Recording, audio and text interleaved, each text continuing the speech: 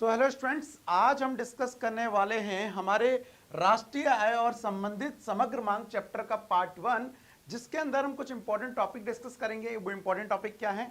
सबसे पहले बता दूं, हम डिस्कस करेंगे आज की राष्ट्रीय आय क्या होता है। बहुत सारे बच्चों को कंफ्यूजन रहता है कि यार राष्ट्रीय आय निकालना बहुत कठिन है, बहुत ज़्यादा कठिन है, क्योंकि हम इसको निकाल नहीं पाते, इसके फॉर्मूले याद नहीं होते। मैं सिखाऊंगा, डोंट वरी। उसके बाद हम डिस्कस करेंगे कारक आय और हस्तांतरण आय क्या होता है, वो भी समझने की कोशिश करेंगे। हस्तांतरण, ठीक है। देन उसके बाद डिस्कस करेंगे कि देश के सामान्य निवासी क्या होते हैं और देश के गैर सामान्य निवासी क्या होते हैं। आपको पता होना चाहिए कि राष्ट्रीय आय की गणना करते समय केवल सामान्य निवासी की आय को ही राष्ट्रीय आय में शामिल किया जाता है, गैर निवासियों की आय को शामिल नहीं किया जाता है। तो ये सारी चीजें आज के पार्ट में डिस्कस होने वाली है। चलिए शुरू करते हैं। मेरा नाम है रवि कश्यप और आप देख रहे हैं इकोनॉमिक्स की 95 प्लस सीरीज।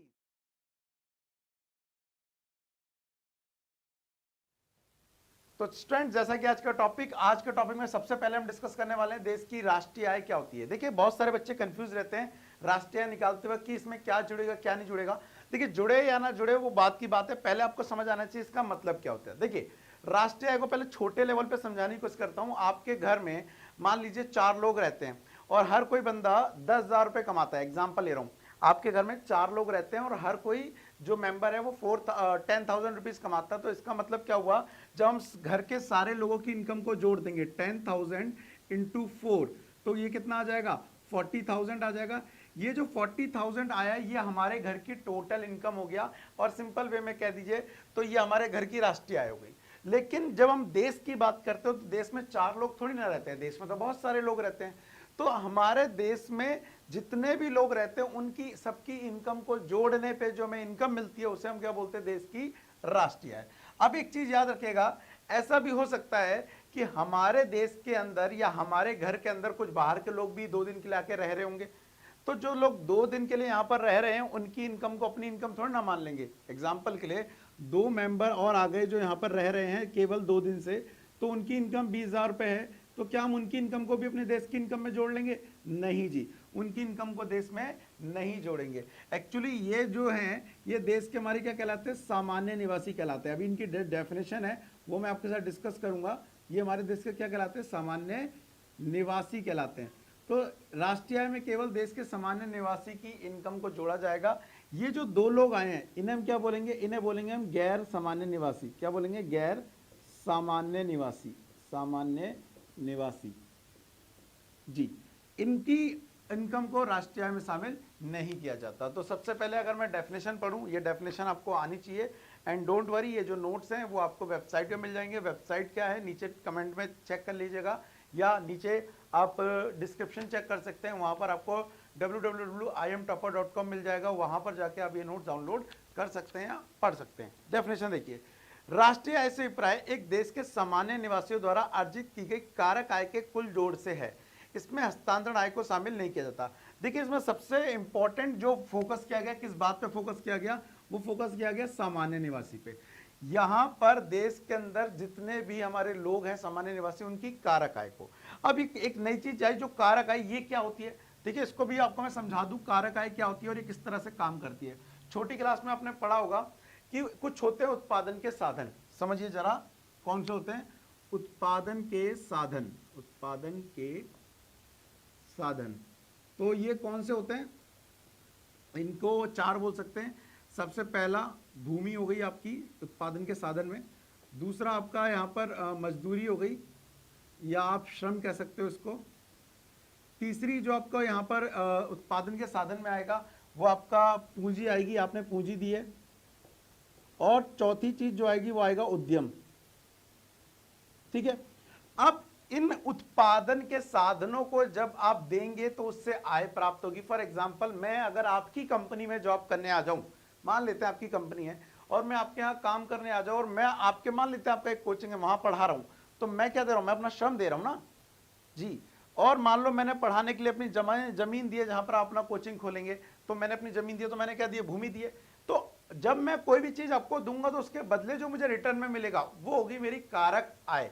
तो इनके बदले जो हमें प्राप्त होती है बेटा, उनको बोलते हैं हम कारक आय।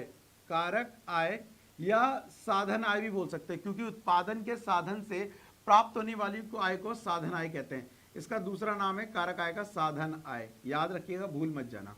तो भूमि से जो आय प्राप्त हो रही है हमारे को, उसको बोलेंगे किराया, याद रखिएगा, ये आगे काम आएगा। इसे क्या बोलेंगे हम? किराया, ठीक है। श्रम के बदले जो हमें आय प्राप्त हो रही है उसे बोलेंगे मजदूरी, मजदूरी, ठीक है। पूंजी के बदले जो हमें आय प्राप्त हो रही है, अगर आपने कहीं पूंजी लगाई है तो आपको उसके बदले मिलेगा ब्याज, ठीक है, उसको भी शामिल कर लेंगे हम यहाँ पर। और उद्यम के बदले अगर आप बिजनेस डालेंगे तो उसके बदले जो मिलेगा उसे मिलेंगे लाभ। अब बेटा इनका जो सम होता है, ये जो निकल के आया, इसी को कहते हैं कारक आय। वैसे मैं ऊपर हेडिंग लिख दी थी बट कोई बात नहीं, इसी को क्या बोलते हैं? कारक आय। अब इनकी जितने भी हमारे लोग हैं देश में, मान लेते हैं एग्जांपल के लिए 4 लोग हैं, देश तो 130-40 करोड़ का देश है, लेकिन मैं समझाने के लिए आपको कम वाले ले रहा हूं। 1 2 3 4 लोग, इन सारों की जो ये हमारे देश के क्या कहलाएंगे? ये देश के हमारे क्या होने चाहिए? सामान्य निवासी होने चाहिए, सामान्य निवासी। इनकी इनकम को अगर जोड़ देंगे तो हमारे को क्या निकल आएगी? हमारे देश की राष्ट्रीय आय निकल आएगी, जैसा कि मैंने आपको डेफिनेशन में पढ़ाया था। नाउ अब जब आपको डेफिनेशन समझ आ गई तो यहां पर 2 चीज देखो और आपको समझनी थी, कारक आय और हस्तांतरण आय क्या होती है। तो कारक आय तो क्लियर हो गई, अपने काम के बदले जो आय मिल रही है या अपने जो साधन दिए उसके बदले जो आय मिल रही है वो क्या है? कारक आय है या साधन आय है। अब इसके जस्ट अपोजिट आता है हस्तांतरण आय। ये क्या होता है? जब मैं अभी राष्ट्रीय आय की गणना कर रहा था तो मान लीजिए मैं पढ़ा रहा हूं, मैं कोचिंग पढ़ाता हूं या मैं बच्चों को पढ़ाता हूं, उसके बदले फीस मिलती है, वो मेरी क्या हो गई? मजदूरी हो गई, वो मेरी राष्ट्रीय आय में जुड़ेगी। इतने में से आप में से एक बच्चा बोला, सर अगर हमारे घर वाले हमारे को 100 रुपए देते हैं महीने के खर्च करने के लिए तो वो भी तो हमारी इनकम है। सर हमारे को स्कूल से स्कॉलरशिप मिल जा रही है, क्या वो भी हमारी इनकम है? तो क्या वो भी राष्ट्रीय आय में जुड़ रही है? क्योंकि 4 मेंबर की आप जोड़ रहे हैं तो एक बंदा मान लेते हैं कि उसमें से एक और पुदगी सा बंदा है हमारे पास और ये कह रहा है कि मेरे पास भी तो आय है, मेरी भी तो जोड़ो। हमने पूछा कहां से लाए?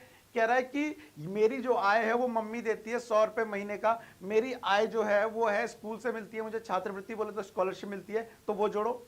जी नहीं, राष्ट्रीय आय में राष्ट्रीय आय की गणना करते वक्त केवल कौन सी आय को कंसिडर किया जाता है? कारक आय को कंसिडर किया जाता है, इस पर हस्तांतरण आय को कंसिडर नहीं किया जाता। तो आप में से बोलेंगे सर समझ आ गया, मतलब मोटा मोटा, लेकिन है क्या? तो सिंपल सा मतलब, जो आय किसी काम के बदले मिल रही है वो तो कारक आय है, लेकिन जो आय बिना किसी काम के बदले बिना किसी काम के बदले मिल जा रही है उसे बोलेंगे हस्तांतरण आय। कुछ एग्जांपल, जैसे स्कॉलरशिप हो गई, स्कूल की छात्रवृत्ति मिलती है, मान लो आपको स्कूल से यूनिफॉर्म के लिए पैसे मिल गए, मान लेते हैं आपको घर वालों ने जेब खर्ची दे दी, है ना।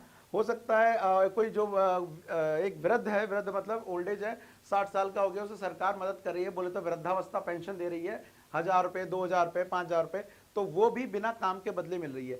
तो ऐसी कोई आय जो बिना किसी काम के बदले मिल रही है उसे हम क्या बोलेंगे? हस्तांतरण आय बोलेंगे।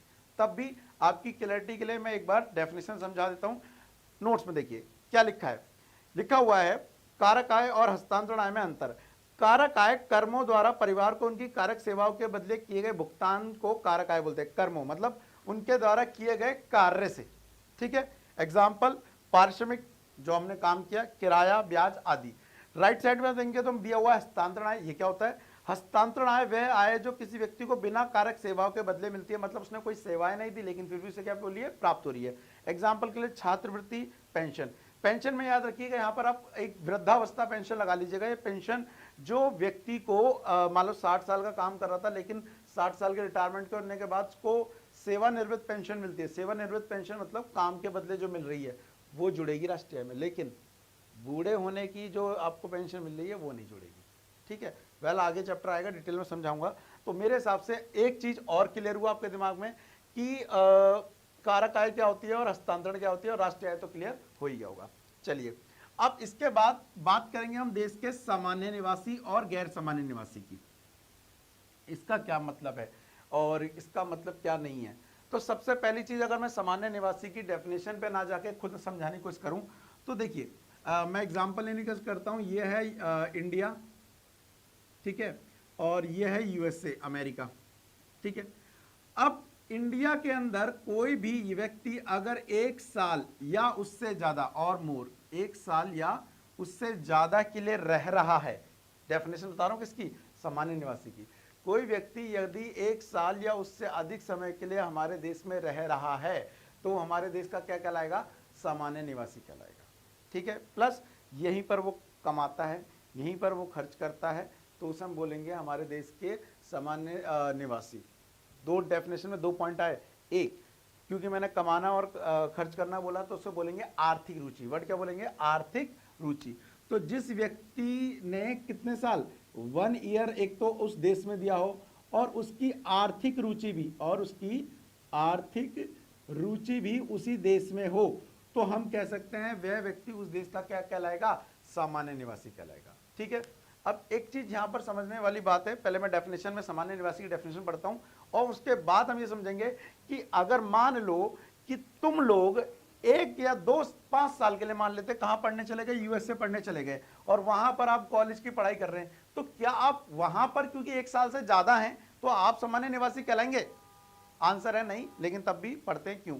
देखिए डेफिनेशन, सबसे पहले डेफिनेशन, एक व्यक्ति किसी देश का सामान्य निवासी तब कहलाता है जब वह उस देश के 1 वर्ष या उससे अधिक समय के लिए निवास करता हो और उसकी आर्थिक रुचि उस देश में होनी चाहिए। मैंने बोला ना 2 पॉइंट, सबसे पहली चीज वो 1 वर्ष 1 साल से उस देश में रह रहा हो, प्लस उसकी आर्थिक रुचि भी उसी देश में होनी चाहिए। इसके अलावा अब यहां पर कब कब उसको सामान्य निवासी नहीं माना जाएगा उस देश का, समझिए। देखिए आगे जाने से पहले एक चीज आप क्लियर कर लीजिए अपने दिमाग में, हम क्यों पढ़ रही है। राष्ट्रीय आय की गणना करते हुए आपको बता दूं केवल सामान्य निवासी की आय को लिया जाएगा। अच्छा एक मिनट और दिमाग में निकाल दीजिए, सामान्य निवासी और नागरिक सेम चीज होता है? ऐसा नहीं है। मैं भारत का निवासी हूं और मैं भारत का नागरिक हूं, लेकिन अगर मान लीजिए एग्जाम्पल के लिए कि कोई दूसरा देश का प्लेयर है, एग्जाम्पल ले रहा हूं मैं, कि वो यहाँ पे आ रखा है, या कोई दूसरे देश का बंदा है जो यहाँ पर आ रखा है और 1 साल से यहाँ पर काम कर रहा है, ठीक है, मान लेते हैं एलोन मस्क को ले लेते हैं, वो आके 1 साल से इंडिया में रुका हुआ है, काम कर रहा हुआ है, तो अगर वो 1 साल से इंडिया में रुका हुआ है तो वो देश का सामान्य निवासी तो कहलाएगा क्योंकि यहाँ जॉब कर रहा है, टेस्ला फैला रहा है एग्जाम्पल के लिए,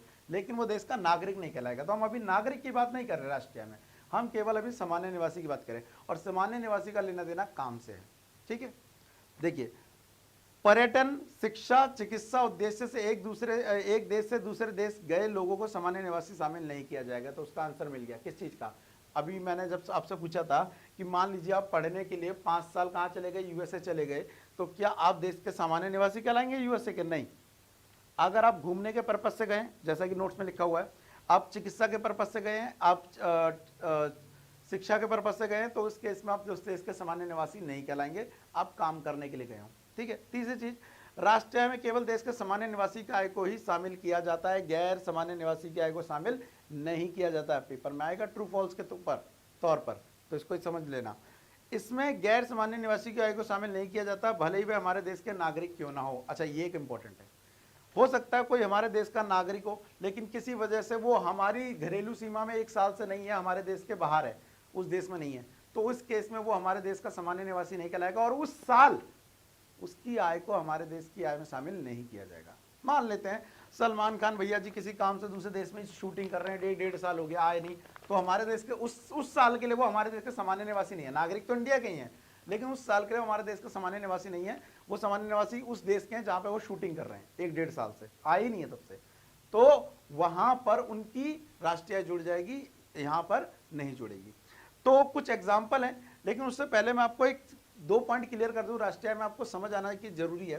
देखिए इंडिया के कई देशों के साथ संबंध है, जापान के साथ है, लिख देता हूं, इंडिया के संबंध जापान के साथ हैं, रशिया के साथ है, लेना देना, ठीक है, चाइना के साथ भी है, रोइए मत, पाकिस्तान के साथ भी है, ठीक है, यूएसए के साथ भी है, और एक मान लीजिए श्रीलंका के साथ भी है। अब बात यह है कि जब इतने सारे देशों के साथ लेना देना है, तो अगर हमारा व्यापार इतने देशों के साथ हो रहा है और हमारे लोग वहां पर जा रहे हैं और आ रहे हैं, तो उनको अगर समस्या आएगी तो क्या वो बार बार यहां से भागकर इंडिया आएंगे बताने जी सुनो हमारी ऐसी बात हो गई, हमारे को दिक्कत आ रही है? नहीं। इसके लिए एक इंपॉर्टेंट चीज आपको बता दूं कि अगर हमारा किसी भी देश के साथ बिजनेस रिलेशन होता है, अगर हम उस देश में रह रहे होते हैं, तो हमारा देश उस देश में अपनी एक क्या खोल देता है? एक ऑफिस खोल देता है। सिंपल लैंग्वेज बोलूंगा, ऑफिस खोल देता है। जैसे यूएसए में इंडिया ने अपना एक ऑफिस खोल दिया, ठीक है, ये किसका ऑफिस है? इंडिया का ऑफिस है। अब यहां के जितने भी इंडियन रह रहे हैं, अगर उन्हें कोई भी समस्या आएगी तो वो कहां कांटेक्ट करेंगे? इस ऑफिस में कांटेक्ट करेंगे। इस ऑफिस में 5 लोग तो कहां से भेजे गए? इंडिया से भेजे गए। एक एग्जांपल ले रहा हूं, 5 लोगों का, एकदम ट्रू नहीं कि इतने ही लोग होते हैं, ठीक है, 5 लोग यहां से भेजे गए और 20 लोग यहां से हायर करे गए, मतलब 15 लोग टोटल। यहां का जो स्टाफ है वो 20 लोगों का स्टाफ है, और उस 20 स्टाफ में से 5 तो इंडियन हैं जो इंडिया से आए हैं, और जो 15 हैं वो यूएसए के लोग हैं, सिटीजन हैं, अमेरिकन से, ठीक है। तो ये काम कर रहे हैं। अब यहां के लोग कोई समस्या आएगी तो वो इससे बोलेंगे। इस ऑफिस को हिंदी में कहते हैं दूतावास, सुने होंगे शायद आप। क्या बोलते हैं? दूतावास। इंग्लिश में बोलते हैं एम्बेसी, ठीक है। कोई समस्या नहीं आने वाली चीज है आपको उसकी। तो आपको पता है किसी भी देश में अगर हम लेन देन कर रहे हैं तो उस देश में हमारा एक दूतावास है। और ये पता है इंडिया के अंदर इन सभी देशों के दूतावास है। दिल्ली में आप कभी गलती से जाएं सेंट्रल दिल्ली में तो आपको पाकिस्तान, चाइना, जापान, हाँ जी पाकिस्तान का भी दूतावास मिल जाएगा। और इसका मतलब पाकिस्तान से भी वहां लोग काम करने आ रखे होंगे। चाइना, रशिया, जितने भी देश हैं हमारा, अफ्रीका, कनाडा, जितने भी देश से हमारा लेन देन है, उन सबके दूतावास कहां पर है? इंडिया में है। अब समझने वाली बात क्या है पता है? आगे का टॉपिक है लेकिन मैं भी बता देता हूं। ये जो जमीन हमारी कहां पे है? दूतावास है यूएसए के अंदर। ये भारत की घरेलू सीमा कहलाती है, यूएसए की नहीं। क्या कह रहे हो सर जी? इसका मतलब अगर यूएसए की कोई ब्रांच यहां पर है, हेड दूतावास उसका यूएसए का, तो वो किसकी घरेलू सीमा कहलाएगी? वो यूएसए की घरेलू सीमा कहलाएगी, भारत की नहीं। ये इंपॉर्टेंट लाइन है, दोबारा से बैक करके एक बार दोबारा समझ लीजिएगा।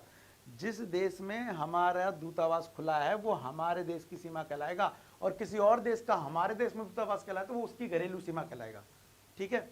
तो एक ये चीज आपको और पता होनी चाहिए, क्योंकि अगला जो टॉपिक मैं बताने वाला हूं वो आपके सर के ऊपर से जा सकता है। देखिए क्या बोल रहा है, भारत के सामान्य और गैर सामान्य निवासी के बीच अंतर दिया हुआ है। तो भारत के सामान्य निवासियों के क्या बोल रहा है? भारत में स्थित विदेशी दूतावास में काम करने वाले भारतीय हमारे निवासी हैं। मैंने बोला ये यूएसए की एम्बेसी है, दूतावास है।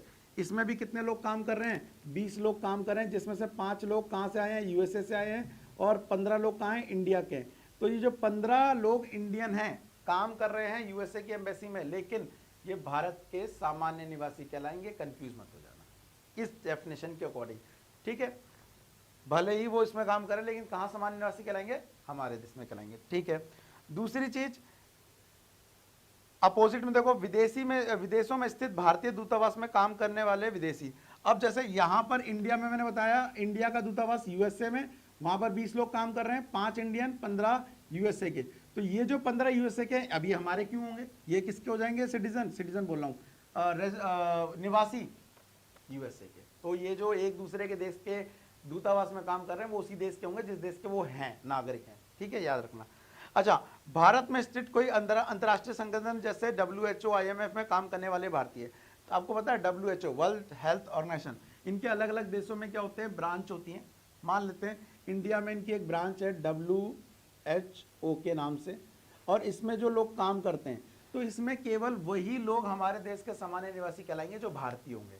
मान लो कोई यूएस का या कनाडा का कोई बंदा इंडिया की ब्रांच, इंडिया के जो WHO में काम कर रहा है, तो नहीं, वो उस देश का ही कहलाएगा जिस देश का वो बिलोंग करता है, ठीक है। हमारे देश में इसका मतलब ही नहीं हमारे देश का सामान्य निवासी कहलाएगा, ठीक है। ऐसे ही भारत, शेष विश्व में भारत के राजदूत। मैंने बोला अगर इंडिया है और इंडिया के विदेशों में क्या है? दूतावास है, तो हर दूतावास के लिए यहाँ से कई सारे लोग जाएंगे। मैंने एग्जाम्पल अपने लिए लिया है 5, ठीक है। तो जितने भी ये लोग जाते हैं उन्हें बोलते हैं राजदूत। ये सारे राजदूत हमारे सामान्य निवासी कहलाएंगे, और विदेशों वाले यहाँ आएंगे तो उन्हें नहीं कहेंगे। ऐसे ही, और सिंपल बता दिया, 1 वर्ष से जो यहाँ पे रह रहा हो वो देश का सामान्य निवासी, नहीं रह रहा हो नहीं होगा। तो ये डिफरेंस आप याद कर लीजिएगा, आपको सामान्य निवासी और गैर सामान्य निवासी में अंतर आ जाएगा समझ, ठीक है। उम्मीद करता हूं आपको ये टॉपिक आज क्लियर हो गए होंगे कि राष्ट्रीय आय क्या होता है, कारक और हस्तांतरण आय में क्या अंतर होता है, और सामान्य निवासी और गैर सामान्य निवासी क्या होता है, और राष्ट्रीय आय में केवल सामान्य निवासी की आय को ही जोड़ा जाता है। अब मैं आपसे एक क्वेश्चन पूछना चाहता हूं, मैंने पूरा पढ़ा दिया, पता नहीं आपने नोट करा नहीं करा। मुझे 2 एग्जाम्पल चाहिए, किसके? हस्तांतरण आय के। क्या हो सकते हैं? हो सकता है मैंने बता दिया वो दे सकते हैं, नहीं तो मुझे 2 नए बताओगे तो और खुशी होगी। फटाफट कमेंट करके मुझे बताओ कि सर 2 हस्तांतरण आय के ये एग्जाम्पल है। प्लस एक छोटी सी रिक्वेस्ट है, आप चाहते हैं कि हिंदी में मैं और वीडियो बनाऊं, ये वाली जैसे आपको पसंद आ रही है, अपने दोस्तों के साथ जितने भी हिंदी मीडियम के स्टूडेंट्स हैं जो आपको जानते हैं उनको शेयर कर दो। इंग्लिश मीडियम में बनाने वाले बहुत हैं, हिंदी मीडियम में बनाने के लिए मुझे आपका मोटिवेशन चाहिए। फटाफट इस वीडियो को शेयर कर दो अपने दोस्तों के साथ, अपने उनके ग्रुप में, ताकि उनको भी समझ आएगा, मेरा भी काम हो जाएगा, दोनों हाथ से ताली बज जाएगी, ठीक है। बात बाकी अगर इससे रिलेटेड कोई डाउट रह गया हो तो फटाफट कमेंट करके बताओ। मैं मिलता हूं आपसे नेक्स्ट क्लास में, तब तक के लिए thank you, tata and bye bye.